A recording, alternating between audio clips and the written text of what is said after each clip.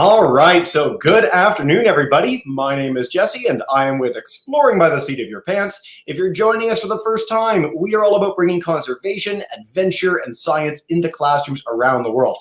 Now, earlier today, we were joined by Monarch Nation. We did this cool virtual field trip. We showed off some really cool butterflies, but this presentation is particularly exciting because it is the first on our theme of the month.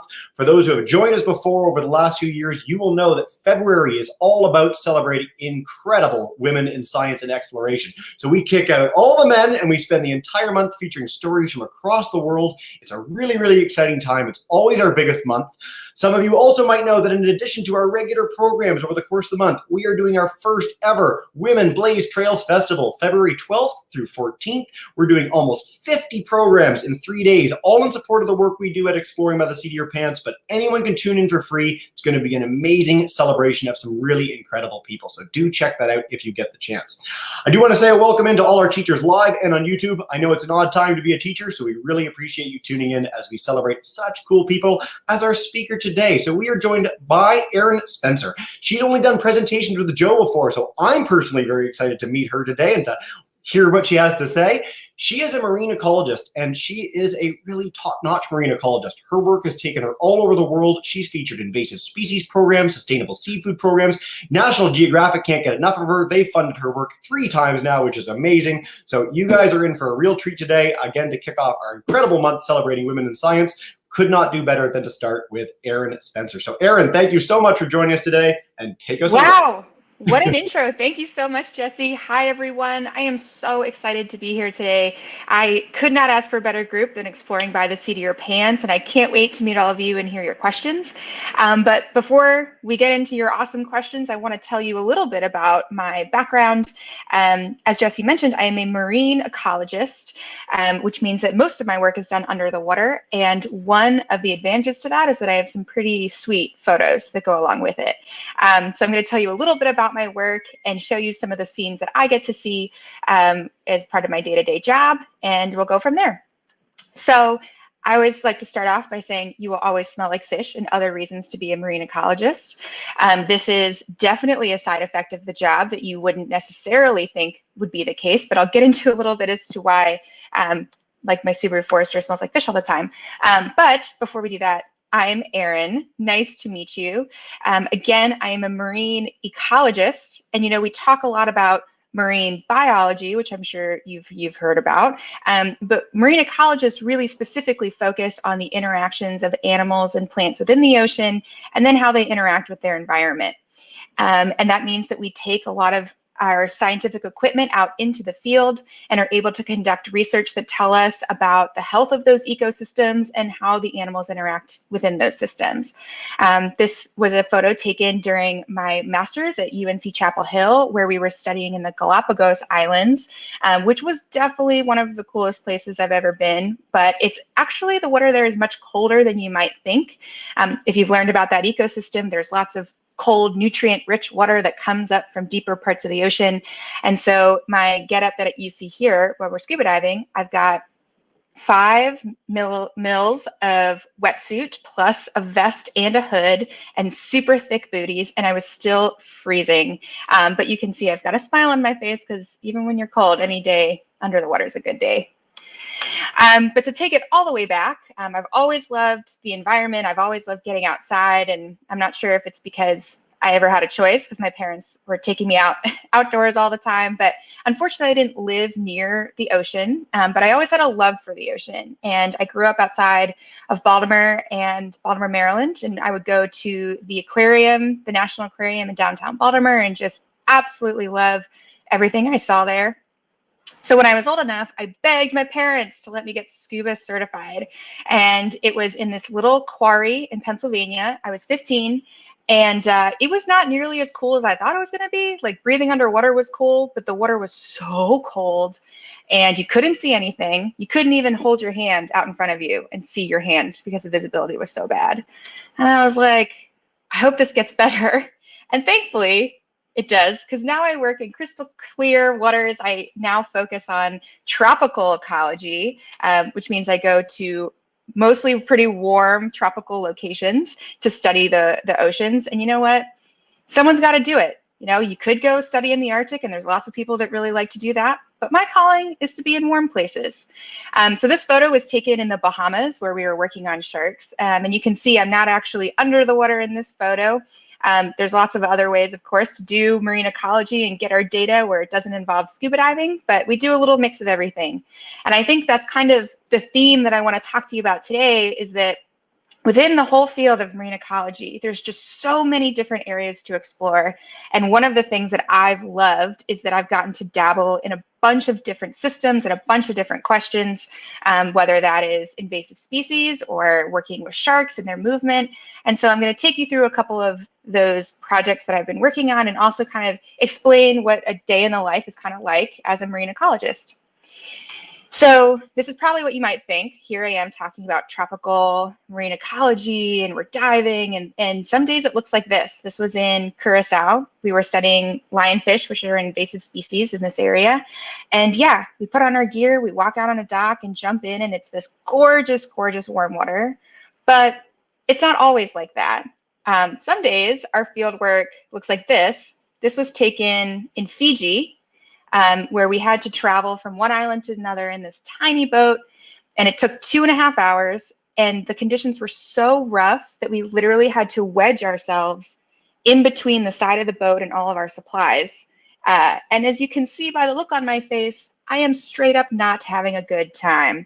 It was freezing, I was super seasick, and it took a really, really long time. And halfway through our boat journey, the boat captain stopped to pray. And I don't know if that's ever happened to you, but being in the middle of the Pacific Ocean when your boat captain feels uncomfortable really makes you feel uncomfortable. So thankfully we made it safely, but I did have some record to show that not every day is a tropical marine paradise. But honestly, most of my days look like this, just like all of you all joining us across the country with behind your computer screens. I spend a lot of my time prepping to go into the field, which means a lot of writing and a lot of researching and reading. The only way we get to go to these cool places to do our research is because you have to convince people to pay you to do it. As you can imagine, traveling to Fiji to study invasive species, costs some money. And so I spend a lot of my time actually writing grants to different organizations, and Nat Geo funded that project at Fiji, where you're saying, hey, I have this really interesting question that I want to ask. I think here's the way that I'm going to do it, and here's why I'm the right person to do it, and here's why I think you should fund me. So I spent a lot of my time writing to go do the cool work. And then you're out in the field and you get all this really great data, and then you have to analyze the data, right? You have to try to figure out how to answer your original question as to why you went out there in the first place. So you come back and you do a lot of math, and then a lot of kind of critical thinking, and then you write it all up and publish it. So I spend a lot of my time writing and kind of reading what other research people have done. And that, I think, is something that takes up the overwhelming majority of my time. So I want to jump in now and tell you a couple of two projects that I've been working on. They're very different, and that's kind of on purpose, because to emphasize all these different areas you could kind of go. But the first thing I want to talk to you about is seafood. And this is a fish called red snapper, which some of you, depending on where you're from, have probably eaten before. This is a species that is found off of the Southeastern Atlantic, like kind of by North Carolina all the way down to Florida, and then throughout the Gulf of Mexico. And it's a really, really popular fish to eat. So this was taken at a Whole Foods market, as you can see. You can get this genuine whole American red snapper. So why are we interested in this fish? Well, it is not only a super popular fish to eat, partially because it was super popular to eat. For a period of time, it was overfished. It's actually still overfished. So we took too many red snapper out of the ocean before they could replenish their populations, right? And so keeping our seafood population sustainable is something that we're really, really interested in. We want to be able to harvest the fish that we want to eat, and then also leave enough fish in the ocean that they can continue to reproduce and keep that stock healthy for a long time. Red snapper in particular has another issue, and that's the one I'm interested in, which is mislabeling. So seafood mislabeling is the practice of labeling something other than what it actually is, right? So red snapper is one of the most frequently mislabeled species. And so one of the projects that I worked on was through my master's at UNC Chapel Hill, looking at the rate of seafood mislabeling specifically for red snapper between sushi restaurants, seafood markets, and grocery stores. So I traveled from North Carolina to Florida in my Subaru. This is Scuba, the Subaru Forester, and I had kind of a mobile seafood collection lab. I wanted to see if there was a difference in the mislabeling rate between the states and between the different vendor types. So I had this little cooler in the back. I would go to all these different vendors, order red snapper, preserve it in a little bit of ethanol, and then take it back to the lab to do my DNA analysis. I essentially take tiny fragments of DNA and try to see if it actually is red snapper. So to do that, I stayed in a bunch of Airbnbs and some friends' apartments and that kind of thing. And I would do my processing at night, which was kind of shady. This one woman who took the photo in the middle was the Airbnb host. And she was like, this is something I've never seen before, right? Someone bringing in a bunch of seafood to your bathroom, cutting up little pieces and preserving it in ethanol for later. It's kind of weird. I will say I also traveled with a bunch of cleaning supplies, and all of those bathrooms were cleaner when I left them than when I arrived. But here I am labeling all of these different seafood sections that I collected during the day. And then I had a ton of leftover seafood and I didn't want it to go to waste. So every night I would just eat what I had left over, you know, even though I come to know later that most of it was not red snapper. You can see my layout of all of these different red snapper. So what I found was that 72.6% of the over 60 samples that I purchased of red snapper were not actually red snapper. And 100% of the sushi samples were something else. Literally none of them were actually red snapper. A lot of them were tilapia, which is most likely imported and is a much cheaper fish than red snapper. So one of the main reasons that I wanted to do this study was to help people understand the frequency of mislabeling and see where it's happening, because sometimes it can be intentional, sometimes it's unintentional, sometimes people just confuse which fish it is, or say it's a different species of snapper, but it's also red in color, and then they call it red snapper. But this is a problem because it's not only misleading the customer. You know, you don't want to spend a bunch of money on something that's not actually what you think it is.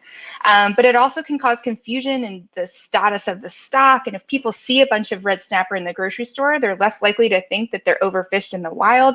So there's some real implications when it comes to the sustainable seafood as well. The state with the lowest mislabeling rate was Florida, which was around 60% mislabeling. And then North Carolina had the highest rate at 90%. So whenever I tell this story about this research, people are like, thanks a lot. You've ruined seafood for me. So I want to leave you with a couple of positive things. First of all, red snapper is mislabeled at a much higher rate than many other fish species. So don't hear that number of 72% and think that all of your seafood, there's a 72% chance it's not mislabeled, or that it is mislabeled. One of the best ways you can help support sustainable fisheries is really asking a lot of questions about where your seafood comes from, and then really trying to buy fish that is local to your area and in season. Fortunately, when I was living in North Carolina, I wasn't that far from the coast, so there were a lot of options for local fishers that you could buy directly from.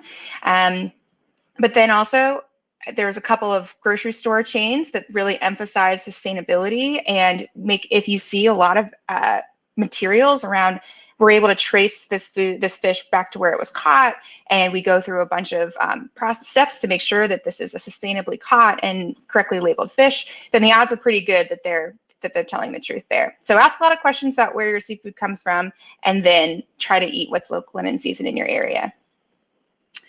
So you might say, what does red snapper then have to do with this great hammerhead shark? The answer is nothing. I just completely changed topics when I moved from my master's to my PhD. I still love working on the seafood mislabeling. I think it's a super, super important thing to study, and I still do quite a bit. We're trying to publish some of that work. But when I was looking around for my PhD, I wanted a couple things. I wanted to be in an area where my field work was much closer, and I really wanted to do something with diving as part of my PhD, because as you know, I love it. So when I was looking around, I knew that I wanted to do something with predator-prey interactions. And actually, for those of you who, I know we have a couple of high schoolers and a couple of seniors that are in the mix, and people are like, how did you figure out what you wanted to study? One piece of advice that I have when you're trying to decide where you might want to go, first of all, you can change your track at any time, so don't stress too much about it. But I actually did a ton of reading of all these different scientific papers, and I sorted them into folders, like, this is really interesting, this is somewhat interesting, and this is not at all interesting. And then when I looked at all the papers that were in that very interesting folder, I saw that they had a couple things in common. And one of them was looking at predator-prey kind of interactions. And I was like, that's pretty cool. I think that that's the direction I want to go for my PhD. So now I work on great hammerhead sharks. Right off of here in South Florida. We have a ton of them off of Miami Beach. And it's actually funny, we go out and we do our fishing work right off Miami Beach, and almost just about a mile, and you can see all the tourists right there on Miami Beach. And I'm like, you probably wouldn't love to know the size of the sharks that we're catching right off of Miami Beach. But they don't bother the tourists. So I'm also, part of the reason I'm interested in great hammerheads is because they are also threatened. These are actually considered critically endangered species. And part of the reason also has to do with fishing. Overharvesting and finning of sharks has caused great declines in these predator populations all over the world. And great hammerheads, like many other sharks, are very large and they grow slowly, and they don't have offspring till later on in their life, which means that when you fish them down too much, it takes them a really long time to recover their populations. So one of the things to try and help these species to rebound and to survive is we want to learn as much as we can about them and about what they're eating and where they're going. And partly that's because then we can make sure that when we're creating legislation about how to protect them, we're protecting the right areas that they're using, and that we're protecting the species that they're eating and that sort of thing. So the way that we're doing that now is by using this fancy looking device. And it's a process called tagging. So we're actually putting this whole package of all this equipment on the fin of the shark to track it over the course of about a day or two. And I'll break down a couple of things that I'm holding. So you can see on the pink, the bright pink float that I have there, there's a bunch of things sticking out. And on the left-hand side, there's a little camera. And then there's also a speed sensor. It's called a biologger, meaning it is put on an animal, bio, and takes data, logger. And it has a little propeller. And as the shark swims through the water, that propeller moves, and it keeps track of all of this data, how deep they're going, what direction they're going, how fast they're going, that sort of thing. And then, of course, the video camera is self-explanatory. And then on the other side, you've got these two things with antenna on them. And this is so we can find it after it comes off the shark. So one of them is a satellite tag. And when this thing floats to the surface, it sends a signal to a satellite. And then I get a text message to my phone telling me the coordinates of where this package is. And the other one is a radio tag. When we get close, it's kind of hard to spot these in the ocean. So when we get close, we can use this big radio receiver to try and track down this tag. So you might be asking, how does it come off the shark? Great question. So at the bottom of that package, you can see I'm holding the little metal piece, and that's actually a clamp. So it clamps onto the shark fin, and it's made of this material, part of it, that starts dissolving as soon as it hits the salt water. So after 24 hours, the bright package will pop off, and that neon painted thing will actually float to the surface because it's buoyant. And then after a couple more days, the whole clamp will just fall off the shark's fin. So it's a super non-invasive way to put it on there. We don't have to do anything to the shark that would cause any long-term damage, which is really, really important because the point is to protect these animals in the first place. So here's a picture of us putting it on. On the left side, you can see how that big float package just clamps right onto that fin, and they've got these big, beautiful, sturdy fins that can really take that sort of package so it doesn't like bother them or really affect them very much. And you can see on the other side, we take a lot of precautions to make sure that these animals are safe during this process. So my colleague here is stabilizing the head or the cephalofoil so that shark doesn't ram its face up against our boat. And then I'm stabilizing it by the fins before we can get the float package on. So the whole point, we work them up really quickly. We get these sharks next to the boat. We do everything as quickly as we can, and then they're just swimming on their way. We're just trying to minimize the stress as much as we can to that animal. And we can get really, really cool data from it. We can, as I said, see how fast they're going, and then by using that data, we can start to think about how much food they need to eat on a day-to-day basis to sustain their sort of movement and their energy.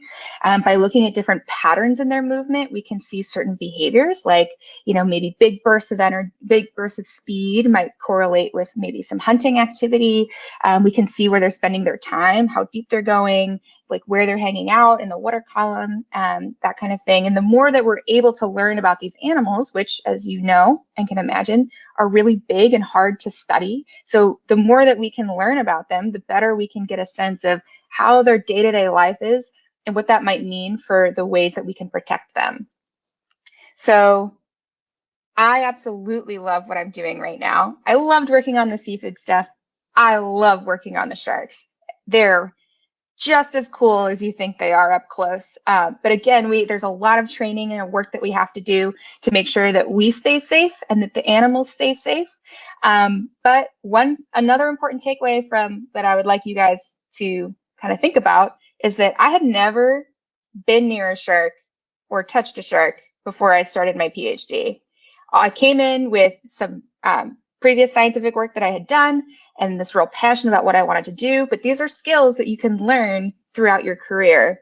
Before that, I was working with dead red snapper. Like, I don't have to worry about them biting me, right? So these are all skills that you can learn on the job. And I think that when I talk about marine science, especially to some folks maybe in like high school or college, they're like, man, I don't know if I'll be able to get there because I haven't been doing this. I haven't been focusing on marine science before. And my answer to that is, you just need to have a real passion for it and a real dedication to learning. I keep saying that, like, the only reason, instead of saying like, oh, I don't know how to do something, it's I don't know how to do something yet. And that just believing in your power to teach yourself or learn from other people, really any skills that you might need, and that'll take you really, really far. So on that, I want to leave you, before we jump to your questions, please encourage you to reach out if you would like to chat more outside of this talk if we don't have time to get to your questions today. But then, yeah, I'd love to now switch over and take some questions that you might have about either the work that we're doing with seafood mislabeling or with sharks, or just what it's like in general to be a marine scientist. So I'm happy to take any of those. Super, super cool. Professional detachment aside, that was an amazing presentation. So thank you so much. Thank you. If you want to come out of screen share so you can see us again, we can have a bit of a conversation. We've got over 200 kids joining in from at least 4 states and provinces around Canada and the US. Welcome in on YouTube. If you let me know where you're joining from, I'll take your questions too, and we are going to dive in just a second. So Erin, before we dive in with questions, I want to make sure I get this message out.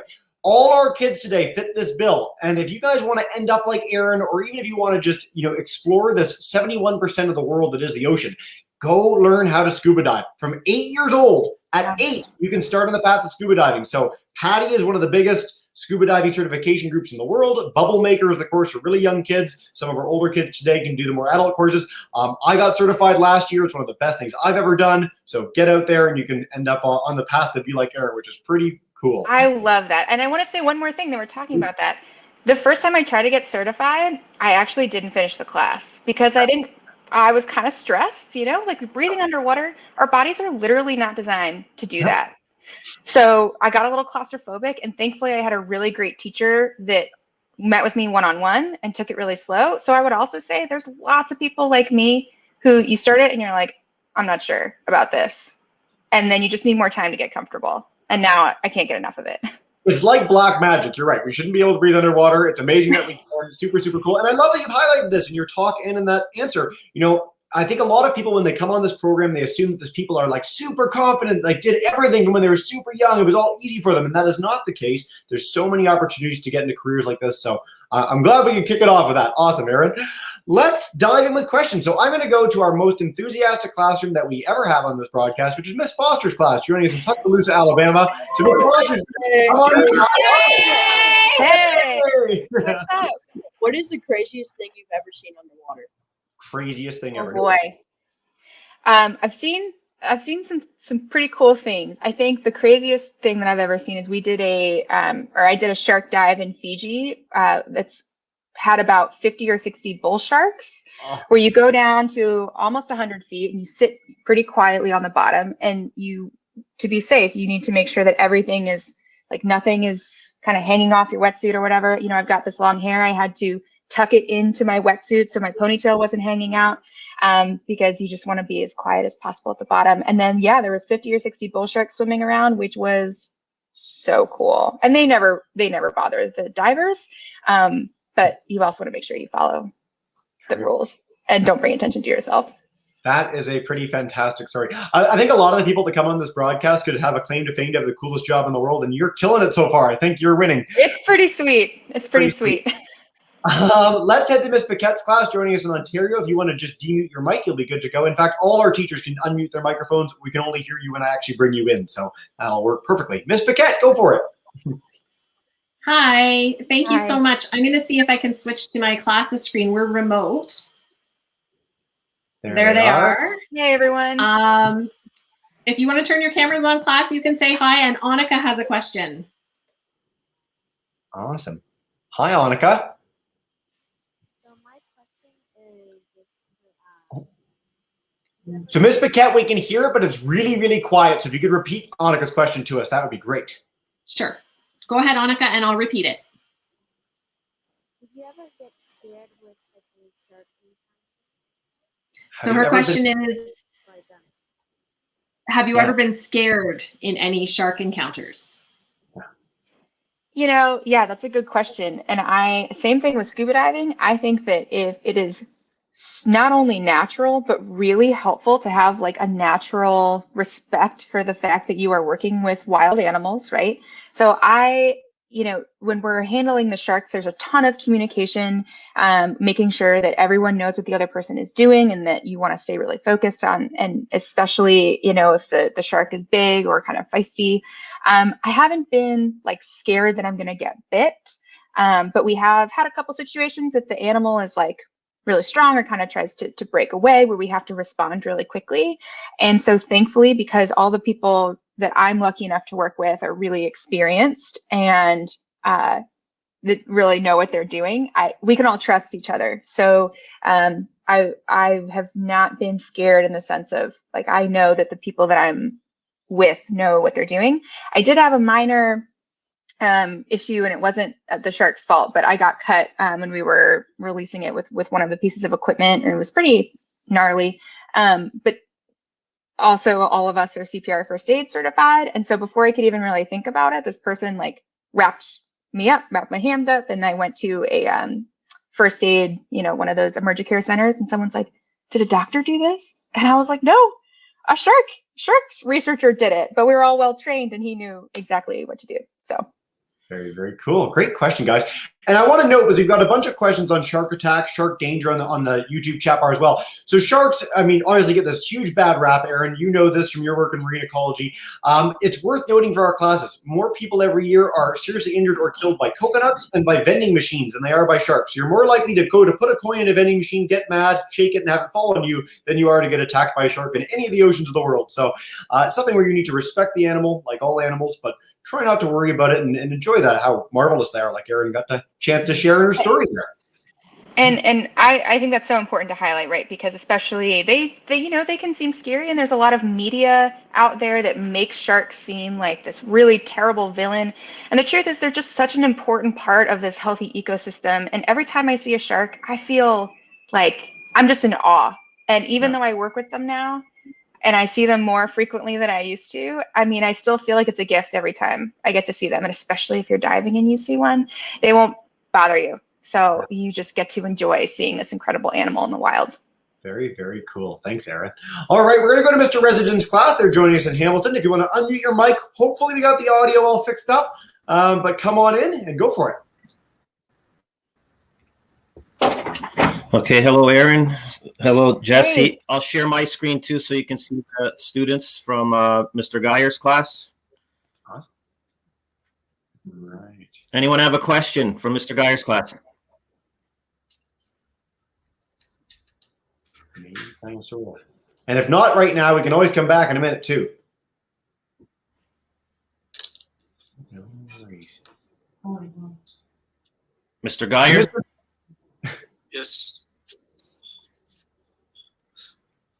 Oh, I thought you had a question. Okay, I have one here. How can we support sustainable fishing? Nice. Great question. That is a great question. How can we support sustainable fishing? So one of the things that we can do is really ask questions about where our seafood is coming from. I think that part of what allows seafood mislabeling to proliferate is that as consumers, like a lot of us don't know much about our seafood. And it's really hard, right? If you just look at a seafood fillet, they all look the same. And I've eaten a ton of seafood and I cannot tell the difference, especially if it's like smothered in sauce or whatever, between two kind of similar species. So I think really thinking about where you're buying your seafood, trying to support places that really promote sustainable seafood and have that as a big part of their mission. Another thing you can do is there's an incredible resource at Monterey Bay Aquarium called Seafood Watch. Yeah, thank you very much. This is the link. And they actually have a really cool ranking system. It's green, yellow, and red that kind of shows you which species are kind of the greenlit species. You can feel really good about eating those. They're sustainably harvested. Also, they incorporate other things like, you know, they're harvested using a method that really isn't very detrimental to the ecosystem. You know, there's some fishing methods that are tougher than or harder on the ecosystem or catch more bycatch or fish that they don't intend to catch than others. And then you can, and sometimes something will end up on the red list because it's got really high levels of mercury. So it's a really good starting point. They have an app and they also have little printouts based on where you are in the country that can tell you what are some good seafood choices in your area.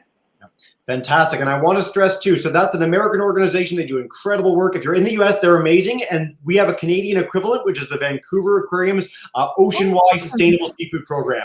So if you look for a little symbol of a fish in a little white circle in Canada, in restaurants and grocery stores, same idea as Monterey Bay. In fact, they do work together as organizations. So you can check both those incredible organizations to choose sustainable seafood. Really, really great, top-notch stuff. Awesome, guys. All right, Mr. Charlin's class, who's watched a few on YouTube, but it's his first presentation live with us. So Mr. Charlin, he is joining us in Ontario too, Virtual North. Awesome. Mr. Charlin, come on in. Go for it. Good afternoon, Erin. Good afternoon, Jesse. Hey. And, you know, these are my kiddos here on the side saying hello. We've got a couple of questions. So number one, what is the biggest hammerhead you have seen and the coolest thing you have learned about hammerhead sharks? Ooh, that's such a good question. Okay, I think the largest one that we've seen was over 3 meters. I think about like 10 feet, 3-point-something meters. But there are bigger ones out there. That's just the largest ones that we've tagged.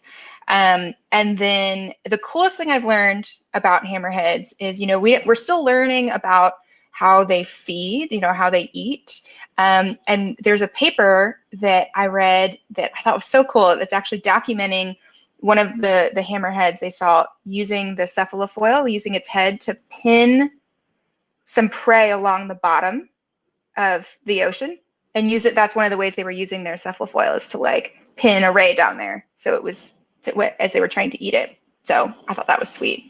That is pretty cool. Very cool. Thanks, Mr. Charlin. Great question. A lot of hammerhead love in the YouTube chat bar as well. People are really keen. That's great. Speaking of YouTube, I'm going to take a couple quick questions from there and then go to our other 4 live classes. So Miss Wu's class, they're joining us in Houston. They want to know, why do fish stay close to sharks when there's a chance the sharks could just whip over and eat them? What's going on? That's a good question. So it's kind of an interesting, complicated question, right? So depending on the type of shark and the type of fish, like sometimes it's a sort of fish that the shark is not their actual predator. Maybe they have something else they need to be more worried about. So some of it comes down to like experience. You know, if used to, if you're not being preyed on by that shark, you don't have a healthy fear of that shark.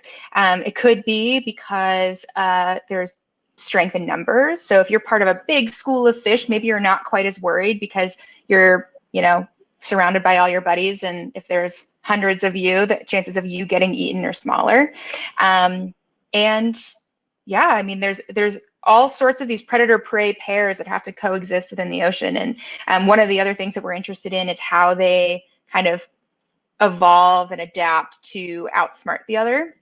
So that's one of the other things we're kind of hoping to look at, is looking at the speed and all sorts of other metrics about the hammerheads, but then also looking at those same things in some of their prey species to see how it compares. So that was a great question. That's a great question. We had a couple kids on YouTube ask, when you were talking about the tags on the sharks, does it hurt the shark to put it on in any way, or what's going on? No, it doesn't hurt the shark. They've got this big fin that's really sturdy, and the clamps that we use have these pads on them. So it'll be like pressure, but it won't, it doesn't hurt. It doesn't pierce anything. It doesn't hurt them in that way. Okay, excellent. I'm really glad we got that question, guys. All right, we're going to go to Miss Gerard's class. Grade 11, 12 is joining us in California. Miss Gerard, come on in and go for it. Just demute that mic. You're good to go. Hello. Okay, we've got a couple questions we want to kind of sneak in here. One, Erin, is what's really the difference between a marine biologist and a marine ecologist? And as a woman in the science field, have you ever had any challenges because you're a woman in the science field? I'm an all-girls school, so they want to ask that question as well. Nice. Oh, love that. Love that. So I would, ecology is like a type of biology. So when we talk about like looking at a marine ecologist, we're really interested in like interactions of organisms in the environment. So when I talk about predator-prey relationships, like that's a under this ecology bubble, and then also how they interact with their environment. So you could compare that to maybe like if you could say like a oceanographer. They're more interested in like the physical kind of components of the ocean. So like chemical oceanography, the chemical balances in the ocean, or physical oceanography, maybe like how the tectonics work. That is an area that is totally not what I study, but as you can imagine, it's all related. You can't talk about, for example, coral reefs without talking about like the physical influences on the health of the coral reefs, as well as the interactions of those animals in the ecosystem. So, as you continue in whatever field that you're in, you kind of specialize further and further down towards your path, but it's also really important that you have this sort of broader understanding of how it's all interconnected, right? To give you see the whole puzzle, how your piece fits in.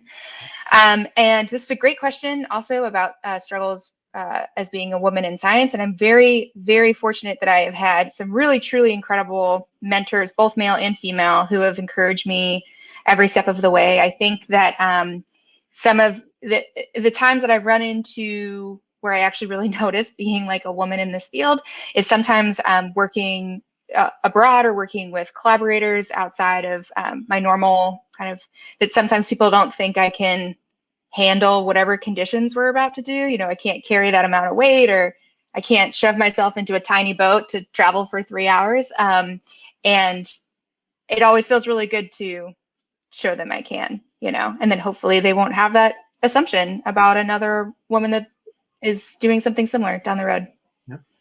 Thank you guys for a very thoughtful question in Notre Dame High School. And again, if you guys are keen, our Women's Fest coming up February 12th through 14th, like if you want more incredible stories like that, we are going to be featuring that element of being a woman in science, which can be a challenging thing to navigate in a lot of cases. There's a lot of incredible stories coming up, and Erin, that was a beautiful answer. So thank you for that. And I do hope you never have to have that experience in the boat with the captain praying. That is a really bad thing to have happen. That story I actually told for the first time at a talk. And my mom was there, and she was like, "Oh no!" She's like, "I had no idea this was happening." So some of the stories my mom doesn't hear about until after the fact. Okay, when I'm home, I'm safe. Miss Spencer at home, just tune away. Exactly. Let's go to Mount Orab, Wisconsin. Joe, if you have a question for us, and then we're going to take 2 more questions from our live classes to wrap up. So, Joe, come on in. How many sharks have you tagged? Ooh. Oh, great question. Okay, so of the great hammerhead sharks, we have only gotten a couple. We've gotten like 5 out. Part of why that reason is not higher or the number is not higher is that there's a lot that goes into getting those out there. And honestly, coronavirus did not help us. We had a bunch of tagging planned for last year, but of course, safety comes first. And part of that safety requires social distancing. And when you're all on a shark working together, as you can see, you're all pretty close and social distancing was not possible. But so I sometimes think to myself, it was much easier to at least get my data when I was studying fish. I could just go to the supermarket and buy, as opposed to this where you have to go out, you have to find the hammerhead sharks and you've got to get one, you got to have your tag put on, the data logger has to record everything correctly, and then you have to find it in the middle of the Atlantic Ocean when it pops off. So there's a lot of things that can go wrong, and I spend a lot of my time thinking about how to make sure those things don't happen. But that's one of the things you've brought up something really important, which is one of the great things about being a field scientist is that you get to go out in the field and do some incredible things out in nature. But then it's also, there's a lot of things that are really unpredictable and that you can't control, for better or for worse. So hopefully that number will be much higher by the end of this year. Call me again in 6 months. Hopefully I'll have a different answer. Well, great question. All right, Mr. Ezrani's class joining us in Hamilton. Our second last question, unfortunately, for the day. Time flies when we're having fun. Mr. Ezrani, come on in. Go for it. Hi, guys. Erin, thank you. This has been amazing. We have quite a few students in the class, many of them girls who are very interested in animals and jobs that are related to animals, and several who want to who indicate marine biology as something that they'd like to continue with. There's also quite a few that have kind of are inspired or on their bucket list to go to Australia. Some actually have family in Australia. Have you ever done any work out in Australia, or do you hope to do some work in Australia anytime?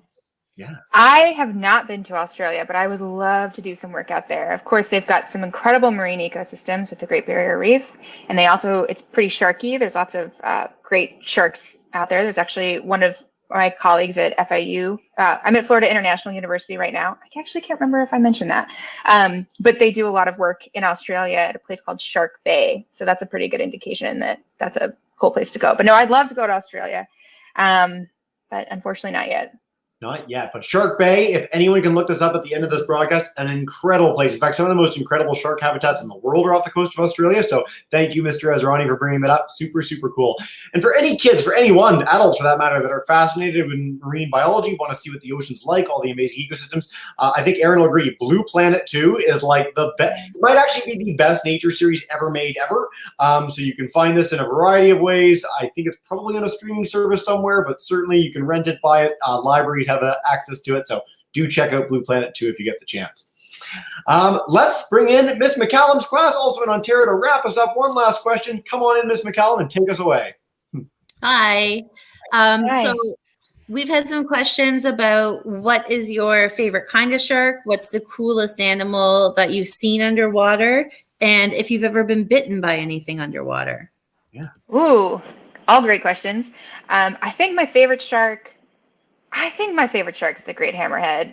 And I'm biased, obviously, because that's what I work on. But I think it's a close follow-up with the cookie cutter shark, which if you've never seen the cookie cutter shark, you should look it up. They've got these sharp little teeth, and they literally will just suction onto something and like cookie cutter a piece out. So make sure to Google that. That's a pretty sweet one. My all-time favorite animal, though, is actually, it's not a shark, and it's not even a vertebrate. But my all-time favorite animal is the blue-ringed octopus. Yes. And typically, I'm not at my regular desk right now, but at my desk at work, I have a huge stuffed blue-ringed octopus right there. And they're really tiny. They're about the size of a golf ball. And they are one of the most venomous creatures on the planet.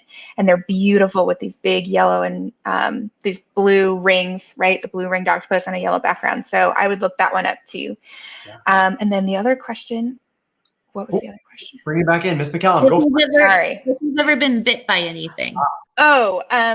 I haven't been bit by anything, but I did have a problem when we were doing work in the Galapagos with some of the sea lions like biting our equipment. They were playing with it. They would come in and like we would lay along these long tapes, these transect tapes, and all of a sudden like we'd feel a pull and the sea lions would take it in their mouth and try and swim away with it and play with it. So I've never been bitten by anything, but my equipment's been bitten by a couple things.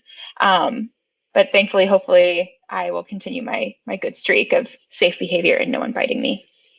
That we certainly hope so. Good luck with that. I also want to stress, I can see all the teachers in the background, so no one has ever been more excited about blue-ringed octopus than Mr. Charlin, so thank you for that. We got a huge blue-ringed octopus fan. Yay! And we've got Miss Foster. Let's put a picture here. Yeah! It's the Galapagos sea lion right there. This is a very hype presentation. I'm going to bring you guys all around. I know, it's the best. So, okay, professional for 2 seconds. We are nearing at the end of the broadcast, which I hate. We could talk all day. I know you guys are super, super jazzed, but Erin was fantastic and not only provided her website and social media handle, but also her email in the original last slide. So if you want to harass Erin, she's stuck in quarantine right now. So if you want to send her messages, get those answers and keep them coming with some great questions, do check that out. Check out the Patty Bubble Maker course. Incredible stuff if you want to get out scuba diving yourself. And some of the invasive species work Erin has done. Check out that awesome website. Super, super cool. So with that, Erin, what we do at the end of every broadcast, you may know from doing this with Joe, I'm going to bring in all our super hype classes. Whew, it's going to be a lot. And we're going to say a big thank you and goodbye. It's been such a pleasure. You are awesome, and this was such a great time. Thank you so much for having me. And it was so great to meet all of you and hear your questions, and I hope to hear from some more of you down the road. Fantastic. Well, here we go. Miss Foster.